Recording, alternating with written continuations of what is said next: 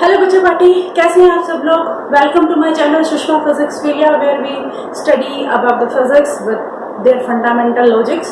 And here we have started the plus one class syllabus. In that we have covered up to the laws of motion as usual, and now we are going through the chapter work, power and energy. And previously lecture we have done about the kinetic energy, very important energy for the motion of a particle. And today we will start with the another energy that is called potential energy. As you studied in earlier classes, like in 9th class, the potential energy is nothing but energy possessed by any object due to its position.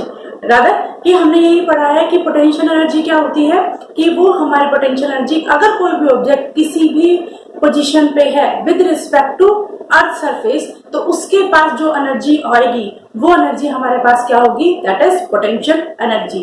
बच्चे अगर मैं ये कहूँ कि हमारे पास potential energy जो है वो कभी एज सच डिफाइन नहीं है, हमेशा हमारे पास जो एनर्जी आती है वो चेंज इन पोटेंशियल एनर्जी आ रही है, तो ये कोई गलत नहीं होगा। 9th क्लास के हिसाब से सिर्फ आपको ये बेस क्लियर करवाना था कि हमारे पास अगर कोई ऑब्जेक्ट मोशन में है तो one type of energy that is called kinetic energy उसके पास होगी। और अगर आप उस ऑब्जेक्ट को किसी पोजीशन पर, लाइक अगर ये पेन है, अगर मैं यहाँ रखती हूँ तो ये अर्थ के, मान लीजिए अर्थ से ये या सरफेस से, ग्राउंड के सरफेस से h1 डिस्टेंस है, तो यहाँ पर इसका पोटेंशियल एनर्जी क्या होगी, दैट इज हमने पढ़ा हुआ है पोटेंशियल एनर्जी इज mgh। तो ये वाला फॉर्मूला हमें किन कंडीशन पे लगाना है, यानी ग्रेविटेशन पोटेंशियल एनर्जी कब लगाई जाएगी या फिर जो सिंपल फॉर्मूला है वो कब लगाया जाएगा, आज के लेक्चर में हम यही पढ़ेंगे। तो today's topic of our lecture is potential energy. तो पोटेंशियल एनर्जी अगर हम सीधे तौर पे बोले तो पोटेंशियल एनर्जी हमारे पास, पोटेंशियल एनर्जी बच्चे यहाँ पर मैं पोटेंशियल एनर्जी को U से डिनोट करूंगी, potential energy that is U। ठीक है, अब इसके बाद हमें इसके बारे में पढ़ना है। अगर आपसे कहा जाए, जैसे अगर रिकॉल करें थोड़ा सा वर्क एनर्जी थ्योरम के बारे में, तो वर्क एनर्जी थ्योरम में हमने साफ साफ ये बोला था कि all the work done by all the forces, यानी पूरा जो फोर्स वर्क डन है किसके थ्रू, all the forces is equal to change in kinetic energy, right. यानी जितना हम काम करेंगे, किसने काम किया, सभी टाइप के वर्क डन, फोर्स ने जितना काम किया वो सारा के सारा कहाँ पे चेंज हो गया, वो काइनेटिक एनर्जी में क्या होता है, चेंज हो जाता है। ठीक है, ये चलो, बट वहां पर हमने फोकस किया था कि ऑल फोर्सेस। अब ऑल फोर्सेस का मतलब क्या है, ऑल फोर्सेस का मतलब था कि वहां पर हमारे कंजर्वेटिव फोर्सेस भी होंगे, नॉन कंजर्वेटिव फोर्सेस भी होंगे, इंटरनल फोर्सेस भी होंगे, एक्सटर्नल फोर्सेस भी होंगे, यानी जितने टाइप के आपके फोर्सेस हैं वो सारे मिलकर जितना काम करते हैं वो सारा का सारा काम क्या कह सकते हैं, वो कहाँ चेंज हो जाता है, वो चेंजिंग काइनेटिक एनर्जी, यानी सारा का सारा वो हमारी काइनेटिक एनर्जी को चेंज करने में चला जाता है, राइट। अब यहाँ पर अगर बात की जाए तो वहां पर हमने काइनेटिक एनर्जी में पोटेंशियल एनर्जी का कोई भी सिस्टम नहीं किया था, यानी वहां पर हमारा जो फोर्स था काइनेटिक एनर्जी के लिए, हमारा कंजर्वेटिव फोर्स, यानी आप मोशन में है तो वो किस वजह से, एक्सटर्नल की वजह से है या इंटरनल की वजह से, वो अलग रीजन है। बट वहां पर काइनेटिक एनर्जी किसकी वजह से, वो किसी न किसी फोर्स की वजह थी। बट कौन सा फोर्स है, कौन सा फोर्स रिस्पॉन्सिबल है पोटेंशियल एनर्जी के लिए, वहां पर कोई भी डिफाइन नहीं किया था। तो अगर मैं ये कहूं कि पोटेंशियल एनर्जी डिफाइंड ही नहीं है तो ये गलत नहीं होगा।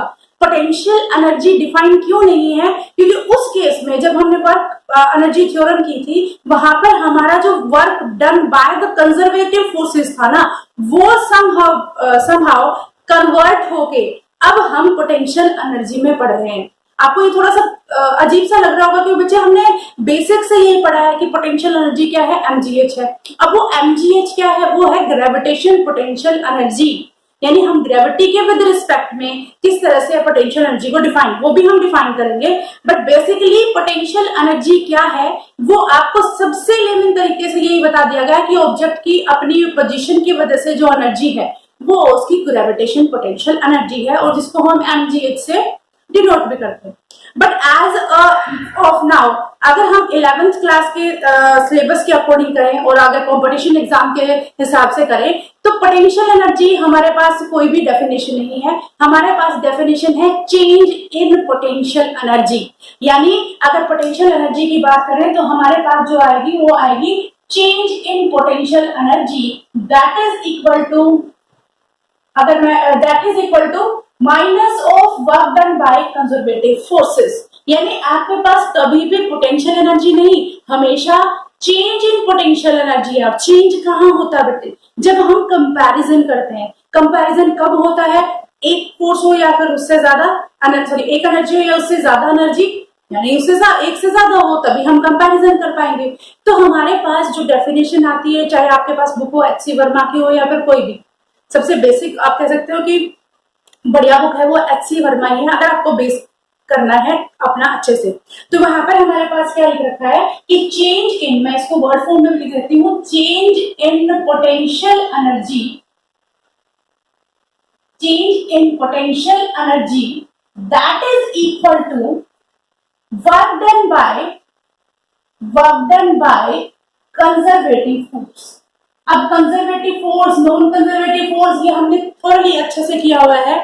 अगर नहीं है तो प्रीवियस लेक्चर अच्छे से देखिए बेटा, उसमें पूरे वीडियो में मैंने आपको कंजर्वेटिव फोर्सेस, नॉन कंजर्वेटिव और कब किसी फोर्स को आप कंजर्वेटिव करोगे, कौन कौन सी कंडीशन है वो कर रखा है। ठीक है, तो यहाँ पर हमारे पास क्या है कि हमारा चेंज इन पोटेंशियल एनर्जी है that is equal to work done by the conservative forces. Work done by conservative forces को आप इस तरह माइनस WC से, और ये हमारे पास क्या है चेंज इन पोटेंशियल, क्योंकि डेल्टा लगाया है। डेल्टा हमें क्या बता रहा है? वो बताता है हमें चेंज इन पोटेंशियल एनर्जी। अब बात आती है बच्चे कि हमने तो हमेशा ये पढ़ा है कि हमारे पास पोटेंशियल एनर्जी जो है वो mgh के बराबर हो। ठीक है, mgh के बराबर है। तो अब ये ग्रेविटेशन पोटेंशियल की ये वाला पार्ट भी हम करेंगे। तो यहाँ पर अगर हमारा आपका पोटेंशियल एनर्जी क्या है, mg यानी वेट डाउनवर्ड डायरेक्शन में लग रहा है, ये पर्टिकुलर हाइट h पे है, तो हमारे पास क्या है h के हिसाब से उसके पास पोटेंशियल एनर्जी क्या है mgh। लाइक अगर मान लीजिए आपका कोई ऑब्जेक्ट है h हाइट पे रखा है, ठीक है, यहाँ पे रखा है, तो ये W is equal to mg downward direction में और h ये डिस्टेंस हो गई, तो टोटल आपके पास एनर्जी क्या होगी mgh। इस तरह से हमने पहले भी पढ़ा। यही चीज जो है वो सेम आपका जो आपने प्रीवियस में पढ़ा है उसको कनेक्ट करती है। कैसे? चेंज इन पोटेंशियल एनर्जी, तो चेंज को हम क्या लिख सकते हैं, U final minus U initial. देखिए जैसे मैंने अभी बात की, as equal to minus of WC लिख सकते हैं ना। तो यानी हमारे पास क्या है, ये फाइनल है, ये पोटेंशियल एनर्जी फाइनल है, ये इनिशियल है, और ये हमारे पास क्या हो गए माइनस WC। वो तो हमारे पास सेम है, work done by the conservative force. अब मान लीजिए फाइनल पे हमारे पास H2 है और इनिशियल पे हमारे पास H1 है, तो ये हमारे पास क्या होगा WC। यानी हमारे पास वर्क डन क्या हो गया mgh2 minus mgh1 is equal to minus of work done by all the conservative forces. ठीक है, तो ये तो हमने इस तरीके से निकाला ना, जैसे आपने पहले से पढ़ रखा है। जैसे मैंने यहाँ पे एक एग्जांपल बताया, यहाँ पे एक बार फिर से ड्रॉ कर देते हैं।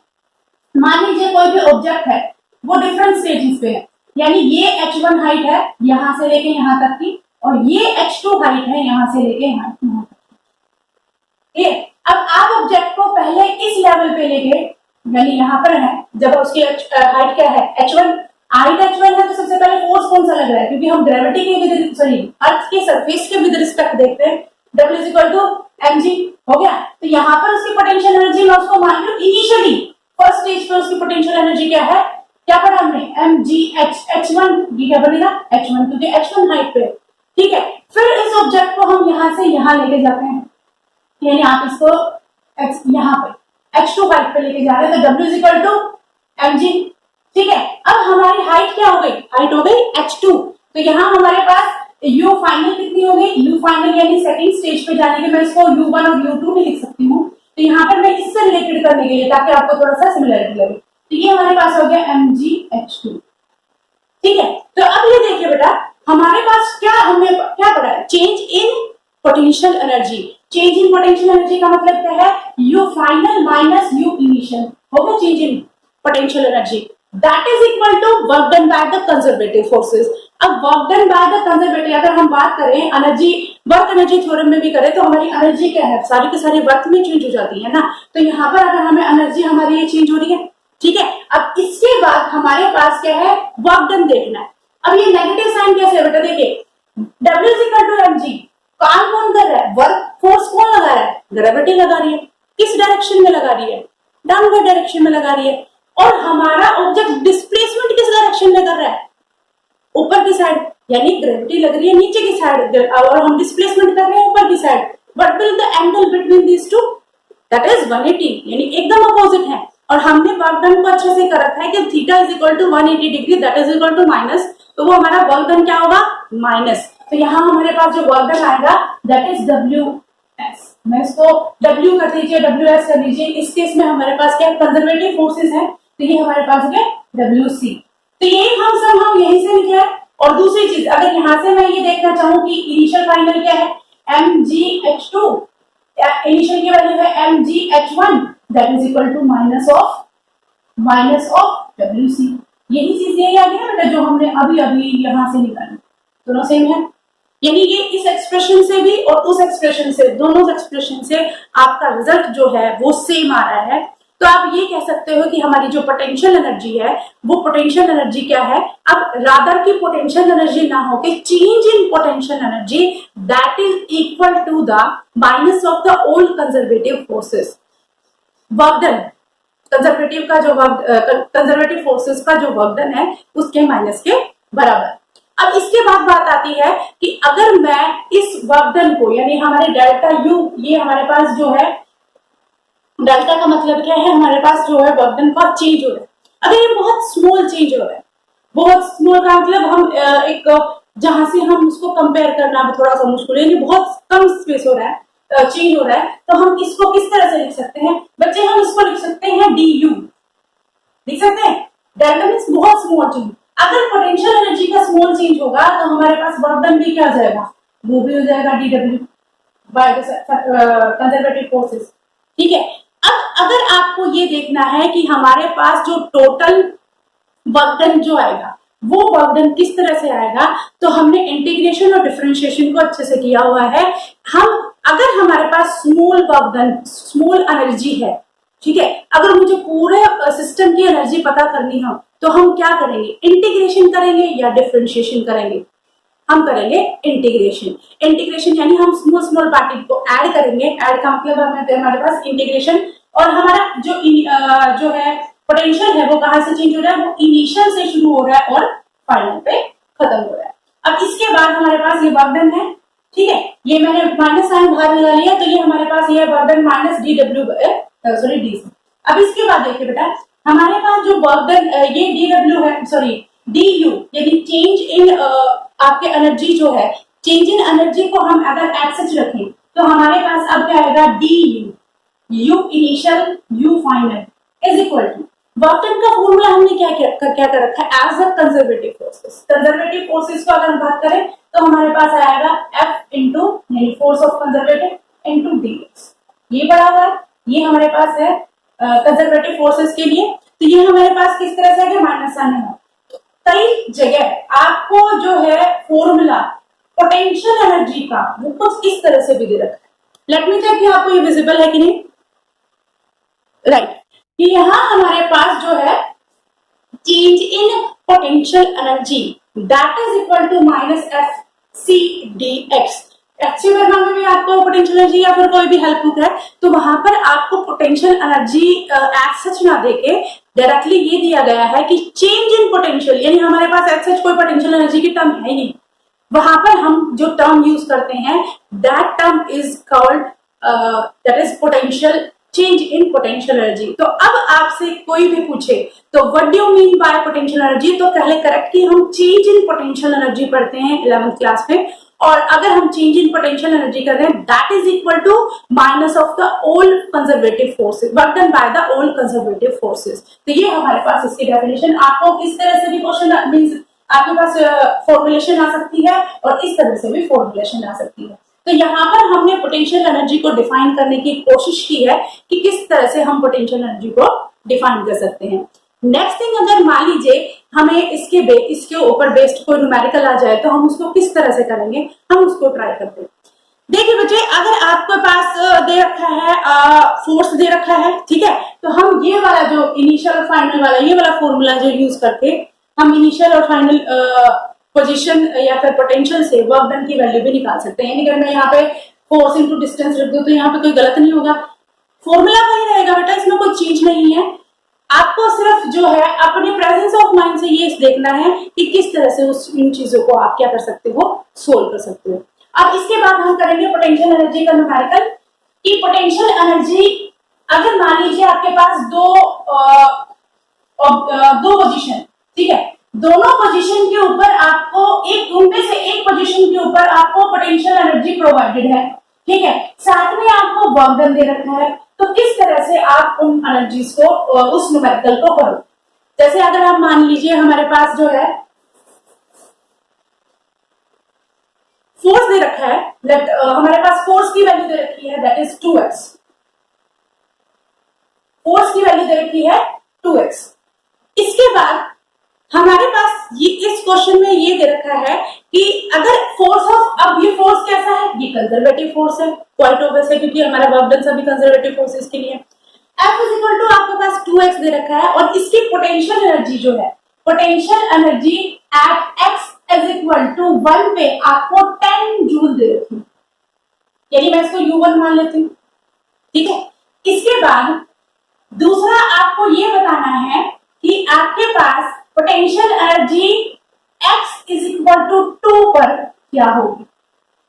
क्वेश्चन समझ में है?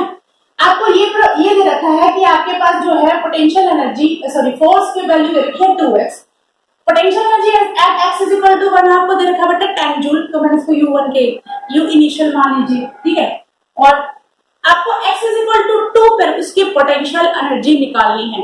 तो हम इसको किस तरह से करेंगे, आपके अकॉर्डिंग ये इसको किस तरह से करना हमें सुटेबल रहेगा, बताइए। अभी अभी हमने फॉर्मूला किया है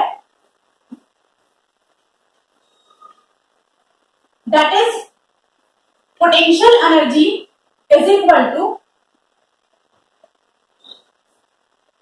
हमने क्या किया अभी, U final minus U initial that is equal to minus of work done by all conservative forces, ठीक है। इसके अलावा मैं अगर इस टर्म को लिखना चाहूं तो ये हमारे पास होगा U final minus U initial minus of force, यानी वर्क डन क्या होगा, फोर्स इनटू डिस्प्लेसमेंट, ये हमारे पास डिस्प्लेसमेंट हो गया, ठीक है। अब कुछ समझ में आ रहा है, एक्स में हमारे पास, अब इसके बाद हम क्या करेंगे, एफसी की वैल्यू पुट कर देंगे। अब यह देखिए बेटा, इनिशियली हमारे पास क्या वैल्यू दे रखी है, at X is equal to 1। अब यहाँ पर अगर हम ध्यान से देखें, यहाँ हमें किसका इंटीग्रेशन करना है, यानी हमारा जो चेंज हो रहा है, यानी वेरिएबल है, यहाँ पर फोर्स जो है वेरिएबल फोर्सेस के लिए, वर्क डन किया था ना कांस्टेंट फोर्स के लिए और वेरिएबल फोर्सेस के लिए, तो आपके दिमाग में ये भी आ जाना चाहिए कि हाँ मैडम ने सीधा यहाँ पर एफ एस कोस थीटा क्यों नहीं लगाया, क्योंकि यहाँ हमारा फंक्शन जो है वो वेरी कर रहा है, x1 पे कुछ है, x2 पे कुछ है, यानी फोर्स हमारा क्या है, वेरी कर रहा है, वेरी कर रहा है। तो वेरिएबल फोर्सेस के लिए हमने वर्क डन कैसे निकाला, इंटीग्रेशन फॉर्म में ना, तो ये वाली चीज नहीं पे भी टिकी हुई है। तो यहाँ पर देखिए हम फोर्स, ये हमारे पास इनिशियल कितनी देखिए x इज इक्वल टू 1 पे, यानी देखिए 10 इज इक्वल टू, अब हमारे पास इंटीग्रेशन यानी हमारी लिमिट कहां से जा रही है, 1 से लेकर 2 तक जा रही है, 1 से लेकर 2 तक गई, ठीक है। फोर्स fx की वैल्यू है हमारे पास 2x इंटू dx, 1 से लेकर 2। Next thing we have to do only integration of this term. अगर हम इसको इंटीग्रेशन करेंगे तो हमारे पास ये है u f यानी फाइनल 10 इज इक्वल टू, इसको इंटीग्रेट करेंगे तो बेटा 2 तो बाहर आ जाएगा, x को करेंगे दोबारा से एक बार फिर से बता दूं, इंटीग्रेशन की जो होती है x पावर dx अगर इस तरह से है तो आपके पास होगी x की power n+1 divided by n+1, यानी जो वैल्यू है उसके पावर को एक ऐड कर दीजिए और उसी से उसको डिवाइड कर दीजिए। अब इसमें देखिए बेटा, अगर मैं इसको इंटीग्रेट करती हूँ, अगर मैं इसको इंटीग्रेट करती हूँ तो ये हमारे पास क्या है, 2 तो है, x को करेंगे पावर कितनी है 1, इसमें एक ऐड करेंगे तो ये बनेगा x²/2, ठीक है, और लिमिट क्या है 1 to 2, 2 से 2 कैंसिल हो गया, तो ये हमारे पास क्या है u final minus 10 is equal to x²(1 to 2). Okay बच्चे, अब इसको क्या कर सकते हैं, हाँ चीज एक चीज और बेटा, हमारा माइनस साथ साथ चलता है, इसको सोल्व करें। अगर इसको सोल्व करते हैं तो हमारे पास है u final minus of 10 is equal to upper limit. Upper limit कितनी है हमारे पास? अपर लिमिट है 2 2 जा, यानी मैं इसको सिर्फ 2 का स्क्वायर माइनस 1 का स्क्वायर ये लिख सकते हैं। ठीक है, अब इसके बाद u final minus 10 is equal to ये क्या होगा 4 माइनस 1 दैट इज 3, यही होगा ना। और वो 3 यहाँ पर क्या बन जाएगा माइनस, क्योंकि बाहर माइनस का साइन है। अब इसके बाद हमारे पास u फाइनल कितना है? u फाइनल क्या है? ये वाली टर्म यानी माइनस 3 प्लस 10 कितना हो जाएगा? That is 7 joule. ये हमारे पास x इज इक्वल टू 2 के ऊपर फाइनल आपके पास क्या है? पोटेंशियल एनर्जी आ गई। ये चीज समझ में आई आपको कि हमें एक फंक्शन दे रखा है fx का, हमें कंजर्वेटिव फोर्स क्वाइट ऑब्वियस है क्योंकि पोटेंशियल एनर्जी कंजर्वेटिव फोर्सेस के लिए ही डिफाइन है, नॉन कंजर्वेटिव फोर्सेस के लिए डिफाइन नहीं है। ये चीज समझ में आई बेटा? ये मैंने स्टेटमेंट नहीं बोली, एक तरह से आपको एक स्टेटमेंट बोली कि आपका जो पोटेंशियल एनर्जी है वो कंजर्वेटिव फोर्सेस के लिए ही अप्लाइड है, नॉन कंजर्वेटिव फोर्सेस के लिए अप्लाइड नहीं है, लाइक ऑफ फ्रिक्शन के लिए अप्लाइड नहीं है, या फिर आपके पास जो भी है ये किसके लिए अप्लाइड है? ये है ग्रेविटेशन पोटेंशियल के लिए, ये है इलेक्ट्रोस्टैटिक पोटेंशियल के लिए, ये है स्प्रिंग के लिए। तो ये इन चीजों के लिए हमारा पोटेंशियल एनर्जी, इसलिए कभी भी अगर आप टर्म देखो ना हमेशा ये लिखा जाता है gravitation potential energy, electrostatic potential energy. कभी फ्रिक्शनल पोटेंशियल एनर्जी सुना है? नहीं ना। तो हमेशा ये चीज गांठ बांध के रख लीजिएगा कि आपकी पोटेंशियल एनर्जी सिर्फ कंजर्वेटिव फोर्सेस के लिए। चलिए फिर दोबारा क्वेश्चन पे आते हैं।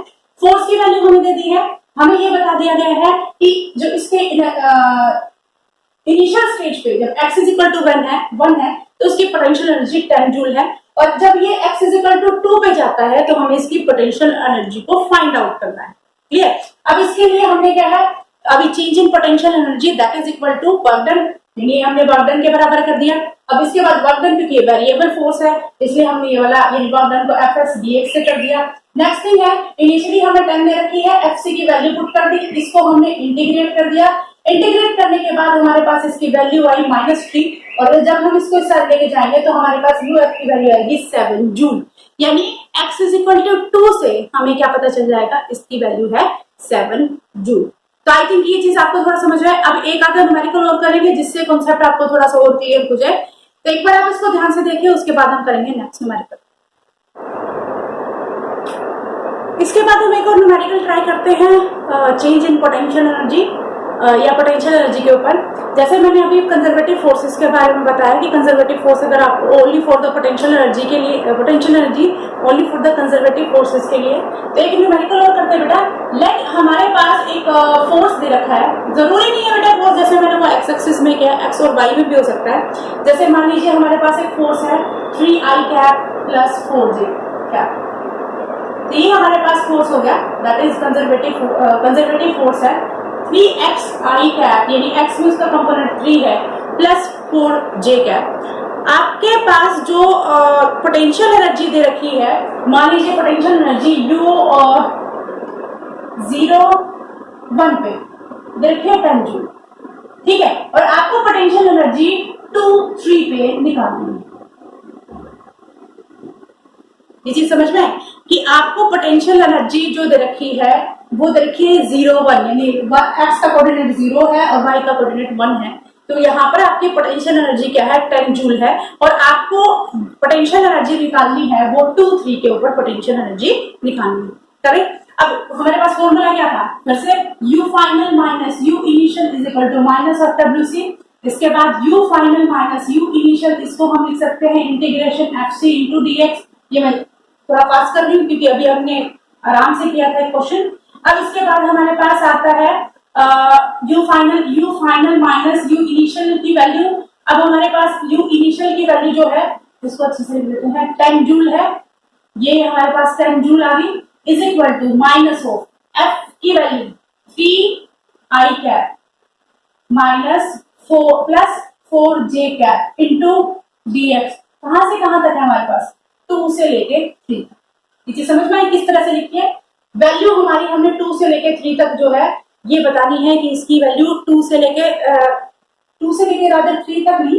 यहाँ पर हमारे कोऑर्डिनेट्स क्या है, यानी यहाँ ये 0 से लेके 2, एक्स एक्सिस कहां से शुरू हुआ है 0 से लेके 2, x का तो हो गया 0 से लेके 2 तक, और y का कहां से होगा 1 से लेके 3 तक। कोऑर्डिनेट तो यही चेंज हुआ है ना, तो रादर हम इसको अब अलग अलग कर लें। अलग अलग करेंगे तो ये हमारे पास देखिए dx जो है ये हमारा सिर्फ x कंपोनेंट में था ना, तो इसको हम क्या लिख सकते हैं, dxi dyj लिख सकते हैं, क्योंकि हमारा जॉब है फोर्स जो है x और y दोनों में चल रहा है, तो यहाँ पर हमारे पास आएगा dxi प्लस में dyj। अब इसको क्या करें, मल्टीप्लाई कर देते हैं, 3 हमारे पास dx, इसका इंटीग्रेशन चल रहा है बेटा 0 से लेकर 2 तक, प्लस आई डॉट आई जो होता है वो 1 के बराबर होता है, 2 का जो है ये 4 dy कहां से कहां तक 1 से लेके 3 तक। ये लिमिट बेटा आपको समझ में आनी चाहिए किस तरह से, क्योंकि x 0 से लेके 1 तक यानी 0 x कोऑर्डिनेट 0 था और 1, ये इनिशियल स्टेज पे इसलिए मैंने इसको 10 लिखा है, कोऑर्डिनेट तो हमारे x y के है ना। अब इसके बाद इसको इंटीग्रेट करते हैं, इंटीग्रेट करेंगे तो हमारे पास क्या है, यहाँ u फाइनल माइनस ऑफ 10 है, यहाँ इंटीग्रेट करेंगे तो हमारे पास है ये हमारे पास आएगा 3x के बराबर, ठीक है, 0 से लेके 2 क्योंकि dx का बच जाएगा x, 0 से लेके 2 प्लस d4 dy का क्या बन जाएगा y, कहां से 1 से लेके 3 तक, ठीक है। अब इसके बाद अपर लिमिट ये 3 बाहर निकालने तो ये हो जाएगा 2 माइनस 0 प्लस माइनस साइन हमारे पास है, इसको इस तरह से लिखे माइनस साइन बाहर है हमारे पास।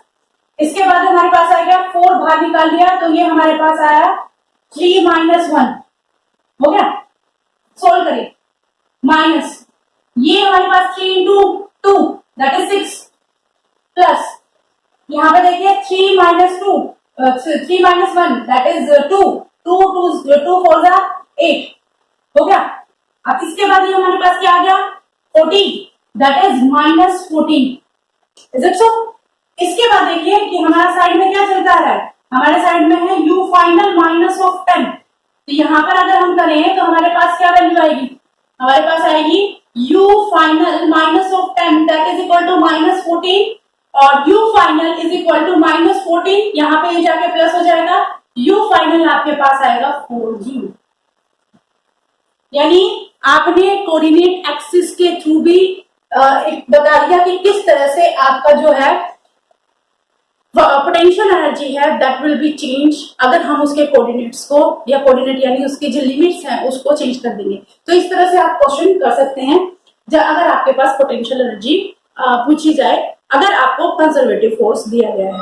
इसके बाद हम नया एक अलग कॉन्सेप्ट करेंगे, जैसे मैंने कहा कि potential energy change in potential energy किया है, अब हम करेंगे ग्रेविटेशन पोटेंशियल एनर्जी। इसके बारे में बेटा हम सिर्फ क्या करेंगे, थोड़ा सा बेसिक करेंगे, बेसिक काम, क्योंकि इसको थोरली हमने करना है ग्रेविटेशन वाले चैप्टर में, जो कि आपका 6th यूनिट कहलाती है।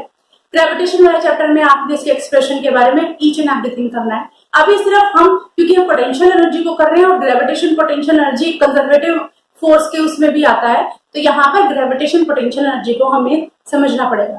तो यहाँ पर आप ग्रेविटेशन पोटेंशियल एनर्जी क्या होती है, ग्रेविटेशन यानी ग्रेविटी की वजह से, पोटेंशियल यानी पोजीशन की वजह से, एनर्जी यानी अगर कोई भी ऑब्जेक्ट ग्रेविटी के विद रिस्पेक्ट या फिर अर्थ के विद रिस्पेक्ट अपनी पोजीशन को गेन किए हुए हैं, तो उस टाइम उसके पास जो एनर्जी है ड्यू टू इट्स पोजीशन, तो वो क्या कहलाएगी, gravitation potential energy. Gravitation potential energy को आप इस तरह से लिख सकते हैं, मान लीजिए आपके दो ऑब्जेक्ट रखे हैं, इन दोनों के बीच में इसका मास m1 है, इसका मास m2 है और इन दोनों के बीच में डिस्टेंस r है। ये आपने 9th क्लास में थोड़ा बेस पढ़ रखा है। तो ये इन दोनों के पास अपनी सिचुएशन को मेंटेन करने के लिए जितनी एनर्जी है that energy is called gravitation potential energy. और ग्रेविटेशन पोटेंशियल एनर्जी की जो वैल्यू आती है वो आएगी -G(m1 m2) divided by r, ये आपकी ग्रेविटेशन पोटेंशियल एनर्जी। अभी हाल फिलहाल के लिए आप ग्रेविटेशन पोटेंशियल एनर्जी को इस तरह से ही समझ सकते हैं। उसके बाद हम इसको नेक्स्ट जो चैप्टर है रोटेशन के बाद जो चैप्टर आएगा ग्रेविटेशन का, उसमें हम इसको थ्योरी करेंगे। एक चीज और बच्चे कि हमेशा हम क्या करते हैं, हमने पोटेंशियल की एनर्जी को हमेशा जो फॉर्मूला है वो mgh रखा है, ठीक है। mgh का मतलब वो अर्थ के सरफेस के विद रिस्पेक्ट हम देखते हैं कि उसकी ऊंचाई कितनी है, h की वैल्यू जो है वो हमारी पोटेंशियल को वैरी करेगी। मान लीजिए 1 मीटर पे है तो उसकी पोटेंशियल एनर्जी कुछ और होगी, 2 मीटर पे है तो उसकी पोटेंशियल एनर्जी कुछ और होगी, 3 मीटर पे तो कुछ और होगी। तो यहाँ पर मैं क्या कर रही हूँ, h की वैल्यू को क्या कर रही हूँ, चेंज कर रही हूँ। और अगर मैं h की वैल्यू को चेंज करूंगी तो मेरी पोटेंशियल एनर्जी क्या हो, वो भी चेंज होगी, यही होगा ना। तो हम बेस क्या मानते हैं, ग्रेविटेशन पोटेंशियल में अब तक हमने जो अजम्पशंस मानी कि विदाउट अजम्पशंस हमारी कुछ चीजें जो है काम नहीं कर पाती, तो सबसे पहले हमने अजम्पशंस ये की है कि हम अर्थ की सरफेस के ऊपर, मान लीजिए कोई ऑब्जेक्ट सरफेस के ऊपर पड़ा है तो what will be its potential energy. आप तो फटाक से कह दोगे h is equal to 0, that is potential energy 0। But बेटा ऐसा कुछ नहीं है, यहाँ पर हमने अज्यूम कर रखा है कि हम एक पर्टिकुलर लेवल लेते हैं कि इस लेवल तक आपकी एनर्जी क्या है, बेस जो है वो 0, इसलिए हम अर्थ पे क्या करते हैं, उसकी वैल्यू को 0 पुट करते हैं, ग्रेविटेशन यानी h की वैल्यू 0, पोटेंशियल एनर्जी 0। तो एक कंसर्न में ये ठीक है और दूसरे कंसर्न में ये गलत है। बट हमें क्या हमें इस टाइम सिर्फ अजम्पशंस पर है, हमारे इस केस में अजम्पशंस जो है ये है कि हम अर्थ के सरफेस पर ग्रेविटेशन पोटेंशियल एनर्जी को क्या रखेंगे, 0 रखेंगे, इसीलिए हमेशा हम उस तरह से काम करते हैं। अब जैसे क्वेश्चन है, मान लीजिए आपके पास चेन सिस्टम है, एक आपके पास चेन है वो 3 तरीकों से रखी गई है, आपको ये बताना है वो तीनों तरीके से जब चेन को रखा गया है तो पोटेंशियल एनर्जी में क्या चेंज आना चाहिए। यहीं पर कर लेते हैं इसको। मान लीजिए हमारे पास एक चेन है इस तरह से, मीन्स एक ही चेन है, वो ऐसे सिस्टम, पहला ही सिस्टम है। दूसरा है वो इस तरह से रखी एक पर्टिकुलर h हाइट पे, h हाइट तो इसी की भी है, h सेम है h, ठीक है। तीसरा है सेम ही हाइट है बच्चे, h ही हाइट है और वो अपने आप को इस तरह से, यानी आपके पास एक चेन है और चेन को आप 3 तरीके से रख के देख रहे हैं। आपको ये बताना है कि आपके पास जो पोटेंशियल एनर्जी है वो मिनिमम मैक्सिमम किसकी होगी, यानी क्या रेंज रहेगी, किस तरह से उनका ऑर्डर रहेगा। यहाँ पर आप एक कॉन्सेप्ट सेंटर ऑफ मास का भी कर सकते हैं। सेंटर ऑफ मास हम जल्दी करेंगे। सेंटर ऑफ मास यानी एक ऐसा पॉइंट जहां पर आप ये मान के चले कि सारा बॉडी का जो मास है वही कंसंट्रेटेड है, रैंडमली कहीं डिस्ट्रीब्यूटेड नहीं। आप ये कि वही एक ऐसा पॉइंट, हर एक बॉडी का एक ऐसा पॉइंट होता है जहां पर उस बॉडी का अज्यूम किया जाता है कि सारा का सारा मास वही प्रेजेंट है। तो हाल फिलहाल के लिए आप सेंटर ऑफ मास के हिसाब से देखें तो यहाँ पर अगर देखें तो इस जो ये चेन है, सबसे पहले इसकी बात करें, ये जो चेन है इसका सेंटर ऑफ मास कहाँ है, इस चेन के मिडल में, यानी आप क्या करें h/2 डिस्टेंस के ऊपर इसका सेंटर ऑफ मास है, ठीक है। और यहाँ पर अगर हम देखें तो इसका सेंटर ऑफ मास यहाँ प्रेजेंट है और यहाँ पर अगर हम देखें तो इसका सेंटर ऑफ मास यहाँ प्रेजेंट। इस केस में क्योंकि ये सबसे सिंपलेस्ट केस है, इस केस में अगर हम देखें तो सेंटर ऑफ हमारा पोटेंशियल एनर्जी कैसे होगी, mgh होगी, सेंटर ऑफ मास है mg, इसका वेट जो है वो w=mg डाउनवर्ड डायरेक्शन में है और h क्या है डिस्टेंस हो गई, तो हमारा वेट क्या हो गई mgh, सॉरी पोटेंशियल एनर्जी क्या हो जाएगी mgh, क्लियर। अब इसके बाद इसका सेंटर ऑफ मास कहाँ प्रेजेंट है, यहाँ पर, तो उसके अकॉर्डिंग mg नीचे और h कितनी होगी, अब है h/2, ठीक है। तो इसमें पोटेंशियल एनर्जी हमारे पास क्या होगी h/2, mg h/2। इसके बाद देखिए बेटा यहाँ पर आपके h की वैल्यू क्या है, ये हाइट तो इतनी है बट यहाँ हमारे पास h की वैल्यू क्या है, that is equal to 0। h की वैल्यू 0 होती है, हमारी पोटेंशियल एनर्जी किसके बराबर हो जाएगी, 0 के बराबर।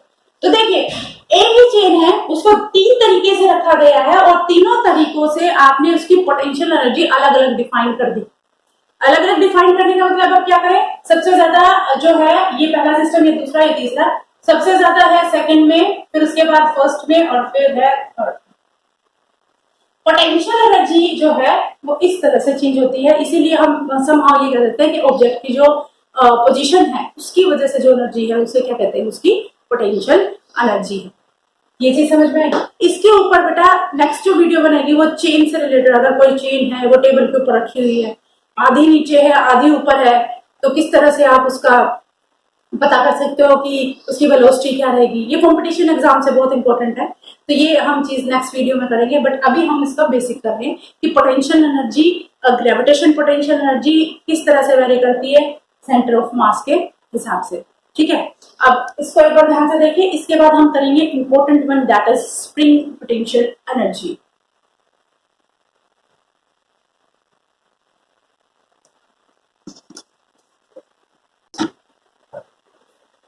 अब नेक्स्ट टॉपिक बच्चे हमारे पास, that is spring potential energy.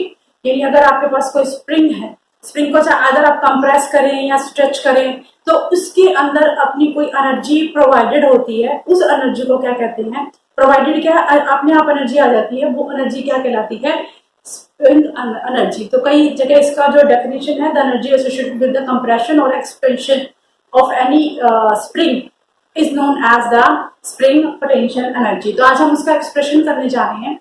तो आप ये चीज हमेशा याद रखना कि हाँ, अब मैंने ये जो स्टेटमेंट बोली है उसका कोई बेस भी है, या फिर ऐसे ही बोल दूं कि अगर कोई स्प्रिंग है उसको आप कंप्रेस करें या फिर उसको आप एक्सपैंड करें, यानी आप उसको खींचें या फिर दबाएं, दोनों केसेस में आप उसके पास एक एनर्जी होती है। क्यों होती है? क्योंकि ये कॉन्सेप्ट हम पहले पढ़ चुके हैं। जब भी आप किसी के ऊपर वर्क डन करेंगे, यानी आपने किसी चीज के ऊपर उसको खींचा, यानी आपने उसके ऊपर वर्क डन किया तो आपने उसको एनर्जी दे दी, राइट। एनर्जी उसके बाद वो वाली एनर्जी क्या है, वो पोटेंशियल एनर्जी के रूप में कंजर्व हो गई। अगर आप उसको कंप्रेस कर रहे हैं तो आप उसके ऊपर काम कर रहे हैं, ठीक है। तो यानी आप उसके क्या कर सकते हो कि वहां पर आपके पास एनर्जी क्या है, तब भी उस फॉर्म में आपने प्रोवाइड किया है। आप वर्क डन कर रहे हैं किसी भी ऑब्जेक्ट के ऊपर, तो आगे कंप्रेशन हो या फिर वो एक्सपेंशन हो, दोनों केसेस में आप उसको एनर्जी को प्रोवाइड कर रहे हैं। तो उस टाइम उस स्प्रिंग के पास जो एनर्जी है, वो एनर्जी क्या है, कहलाएगी आपकी, that is spring potential energy.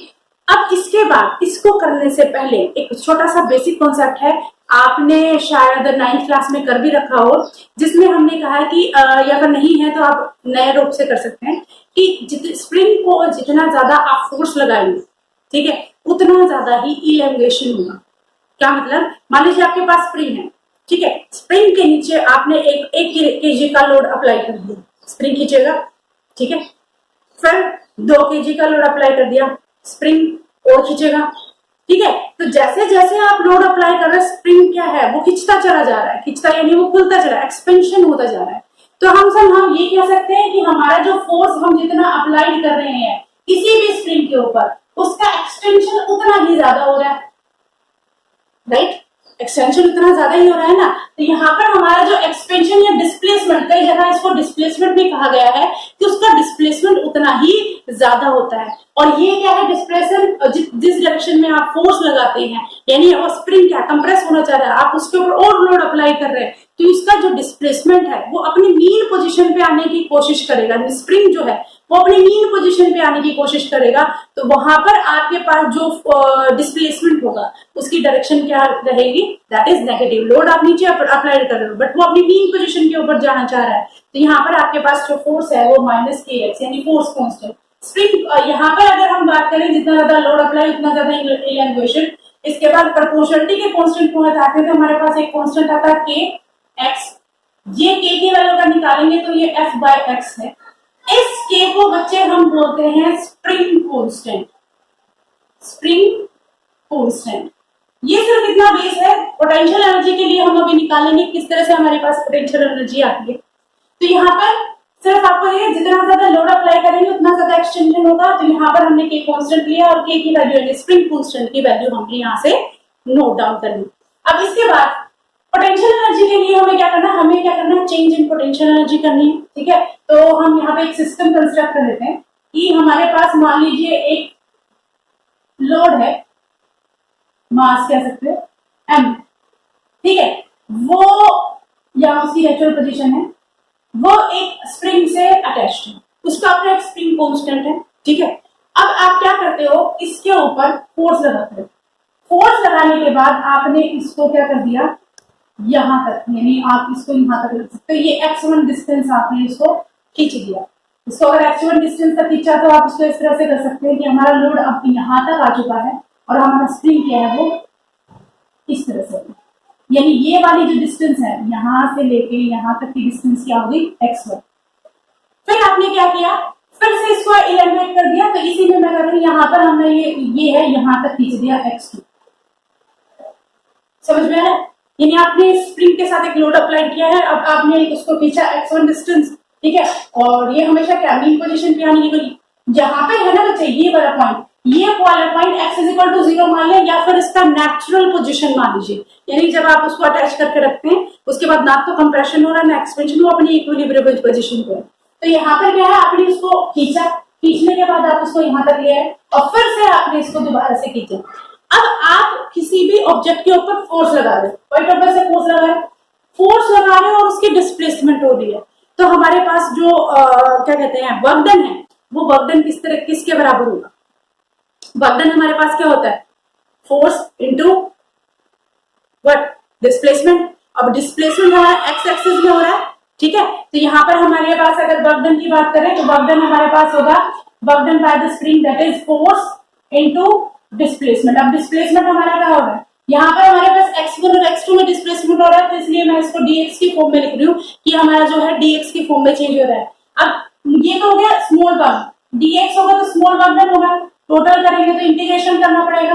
Integration के लिए लिमिट कहां से? x1 से x2, ठीक है। अब इसके बाद देखिए बेटा, फोर्स जो है वो फोर्स कितना लग रहा है? स्प्रिंग कांस्टेंट के हिसाब से, स्प्रिंग के फोर्स के हिसाब से हमारे पास फोर्स क्या लग रहा है? माइनस ऑफ kx, ठीक है। तो यहाँ पर अगर हम पुट करें, ये हमारे पास f की वैल्यू क्या आएगी? Minus of kx dx, x1 to x2, k हमारा कांस्टेंट है, बाहर निकाल लें। अब x को डिफरेंशिएट करिए तो इसकी पावर है 1, इसको करेंगे तो एक पावर बढ़ जाएगी, that is x2 bye x2। तो ये हमारे पास क्या बन जाएगा? दैट इज माइनस, यहाँ पे रखते हैं माइनस के x square by 2 x1 to x2, हो गया। अब इसके बाद 2 को बाहर निकालें तो ये हमारे पास टोटल वर्क डन, यानी मैं इसको w से रिप्रेजेंट कर रही हूँ, तो टोटल वर्क डन जो है वो किसके बराबर आ गया? That is equal to minus K 2 बाहर निकाल लिया, x2 का स्क्वायर माइनस x1 का स्क्वायर, ठीक है। तो यहाँ पर हम इसको किस तरह से लिख सकते हैं कि हमारे पास हाफ के एक्स स्क्वायर, मान लीजिए हमारी x1 सिचुएशन जो है वो इनिशियल पोजीशन पे है, ठीक है, तो आप इसको यहाँ से इस तरह कई बुक्स में ऐसे देखते हैं 0 से लेके मैक्सिमम डिस्टेंस लिखनी की x, तो यहाँ पर हमारे पास हाफ ए एक्स क्या हाफ के एक्स स्क्वायर आ जाएगा। तो इस तरह से हमारे पास जो है वर्क डन की वैल्यू क्या आ जाएगी? हाफ के x square minus plus half के x1 का स्क्वायर, ये हमारे पास वर्क डन आ गई।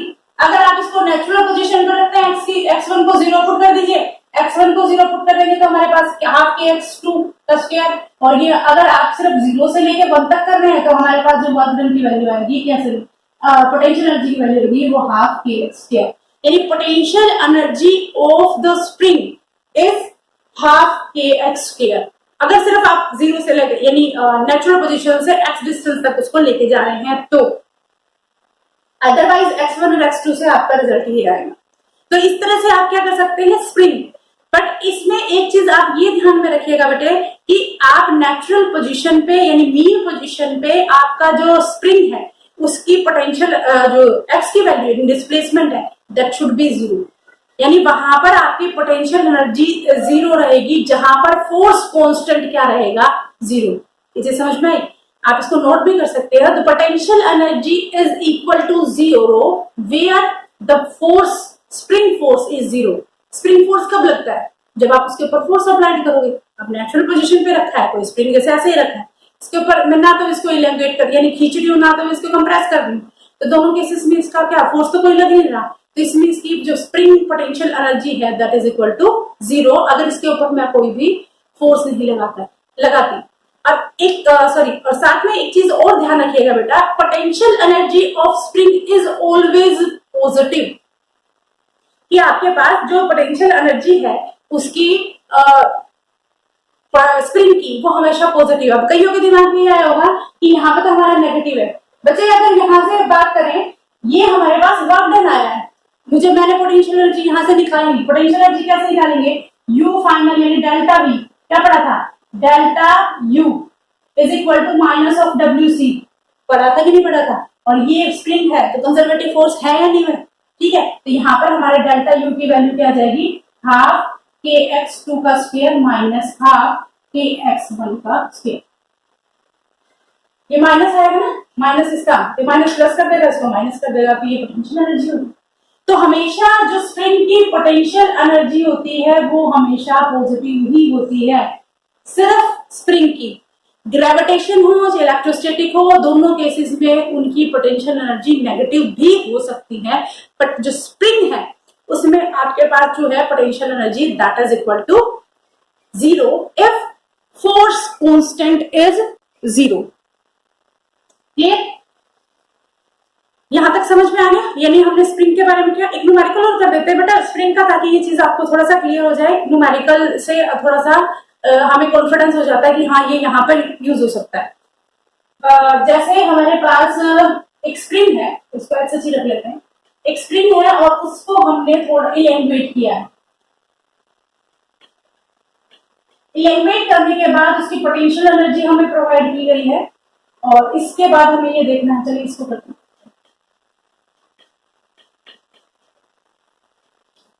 जैसे हमारे पास क्वेश्चन है, मानिए हमारे पास एक स्प्रिंग है, ठीक है, आपने उसको पहले x डिस्टेंस खींचा, फिर उसके बाद आपने उसको 2x डिस्टेंस खींचा, ठीक है। तो अगर आप उसको पहले x डिस्टेंस और फिर 2x डिस्टेंस खींचते हैं तो आपको ये बताना है कि इसकी पोटेंशियल एनर्जी में क्या चेंज आया है, ठीक है। तो यहाँ पर हमारे पास अगर वर्क डन, अगर साथ में हमें फोर्स कांस्टेंट दे रखा है, कुछ भी फोर्स कांस्टेंट देख रहा है, मान लीजिए हमारे पास फोर्स से हमें स्प्रिंग कांस्टेंट के बारे में पता चल रहा है। मान लीजिए आपके पास एक स्प्रिंग है, आपने एक लोड अप्लाइड कर रखा है उसके ऊपर, आपने पहले उसको x डिस्टेंस तक किया, ये x डिस्टेंस तक किया, फिर उसके बाद आपने x डिस्टेंस यानी 1 मीटर तक किया, फिर उसके बाद आपने उसको 2 मीटर तक इलेंगुएट, जैसे अभी सेम हमने किया। यहाँ पर हमें दे रखा है कि स्प्रिंग कांस्टेंट दे रखा है 50, तो पूछ रखा है कि what should be the work done या पोटेंशियल एनर्जी। तो यहाँ पर आप ये कह सकते हो, हमने पढ़ा है चेंज इन पोटेंशियल एनर्जी यानी final initial is equal to minus WC। Final initial की बात करें तो kx2 का स्क्वायर माइनस हाफ kx1 का स्क्वायर माइनस WC। अब यहाँ पर देखिए 1/2 k की वैल्यू कितनी है बेटा 50।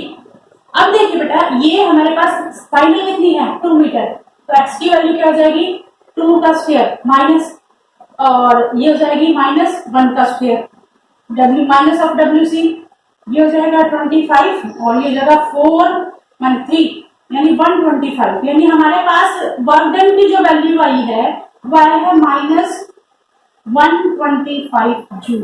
बेटा तो ये माइनस साइन है, माइनस साइन का मतलब क्या है, कंप्रेस कर जो हमारे पास है वर्क डन है, यानी अगर मैं पोटेंशियल एनर्जी निकालना चाहूंगी तो पोटेंशियल एनर्जी हमारे पास माइनस ऑफ कंजर्वेटिव फोर्स होता है ना, तो ये हमारे पास 125 जूल पॉजिटिव आएगा। वर्क डन हमारा नेगेटिव है, ठीक है।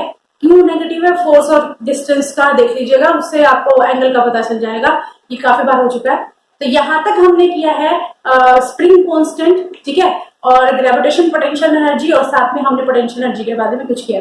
एक छोटा सा न्यूमेरिकल और साथ में अभी मुझे ध्यान आ रहा है कि ये हमारे पास हमने लोड अप्लाइड कर रखा है, आप इसको खींच के यहाँ तक लेके गए, ठीक है। तो यहाँ पर आपको बताना किस तरह से क्वेश्चन आते हैं, W equal to mg, force को अपवर्ड लगेगा तो यहाँ हमारे पास force of friction F is equal to mg के बराबर होता है, यहाँ पर हो जाएगा kx is equal to mg, और यहाँ से अगर मैं x की वैल्यू निकालूं, x की वैल्यू निकालूंगी तो हमारे पास कितना है इलेंगुएशन, x की वैल्यू हमारे पास आएगी x is equal to mg by k, ठीक है। अब ये पूछा कि इतना इलेंगुएट करने के बाद इसके ऊपर पोटेंशियल एनर्जी कितनी है, तो पोटेंशियल एनर्जी का फॉर्मूला बेटा हमने क्या कहता है, सिंपल दे रखा है, हाफ के एक्स स्क्वायर होता है, तो 1/2 के एक्स की वैल्यू हमारे पास आ गया m square g square by k square, k से k कैंसिल, तो हमारे पास आ जाए m square g square by 2k। तो अगर आप इसको इस तरह से इलेंगुएट करेंगे तो इसके पास पोटेंशियल एनर्जी कुछ इस तरह से आएगी। तो ये जो सिंपल, बहुत सारे न्यूमेरिकल है बेटा आपके पास, आपकी हेल्प में जो भी हेल्प होती है उसमें ट्राई करके देखिएगा। अब यहाँ आज के लिए इतना काफी है, बाकी हम इसके कब नेचुरल होगी पोटेंशियल एनर्जी के ऊपर ही हमारे पास 3 तरह की ये पोजीशन आएगी, नेचुरल, ठीक है, equilibrium, stable equilibrium, unstable equilibrium, वो हम करेंगे नेक्स्ट वीडियो में। और एक मैकेनिकल एनर्जी जो कंजर्वेशन है उसके बारे में हम करेंगे नेक्स्ट वीडियो में। और जहां तक एक चीज और कि मैंने कहा था कि जो चेन वाली प्रॉब्लम है उसको भी हम समहाउ सोल्व करने की कोशिश करेंगे। तो आज के लिए इतना काफी है। Thank you.